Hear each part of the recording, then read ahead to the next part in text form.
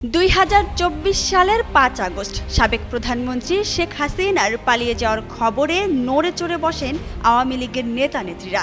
একে একে বাসা থেকে বেরিয়ে পালিয়ে যান তারাও। এর মধ্যে কেউ কেউ অবস্থান নিয়েছেন ভারতে, আবার অনেকে আছেন ইউরোপ কিংবা মধ্যপ্রাচ্যের দেশগুলোতে। এবার পালিয়ে যাওয়ার সেই মুহূর্ত তুলে ধরলেন নারায়ণগঞ্জ 4 আসনের সাবেক সংসদ সদস্য ও কার্যক্রম নিষিদ্ধ আওয়ামী লীগের নেতা Shamim Osman. Breaking news! Angela Cook Circle! সাংবাদিক ফজলুল বারীকে দেওয়া এক সাক্ষাৎকারে শামীম ওসমান বলেন, 2024 সালের 5 আগস্ট বাড়ি থেকে বেরিয়ে যান তিনি।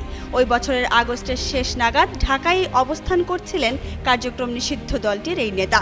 আগস্টের 28 তারিখে ময়মনসিংহ সীমান্ত পাড়ি দিয়ে ভারতে প্রবেশ করেন। সেখান থেকে চলে যান কলকাতায়। সেখানে একদিন থাকার পর দিল্লির নিজামুদ্দিন আউলিয়ার মাজার ও আজমের শরীফে গিয়ে প্রকাশ্যে আসেন। এছাড়া সেপ্টেম্বরের 5 থেকে 7 তারিখের দিকে কলকাতায় ঢুকেন তার পরিবারের সদস্যরা। শামীম ওসমান আরো বলেন, 10 থেকে 12 দিন ভারতে অবস্থানের পর তিনি দুবাই চলে আসেন। সেখান থেকে একজন তার ভিডিও করে ভাইরাল করে দেয়। তবে বর্তমানে নিজের চিকিৎসার জন্য বিভিন্ন জায়গা যাতায়াতের ওপরই আছেন বলেও জানান নারায়ণগঞ্জ 4 আসনের সাবেক এই সংসদ সদস্য। এছাড়া দুবাই একটু ব্যয়বহুল জায়গা হওয়ায় তিনি আজমানে অবস্থান করছেন।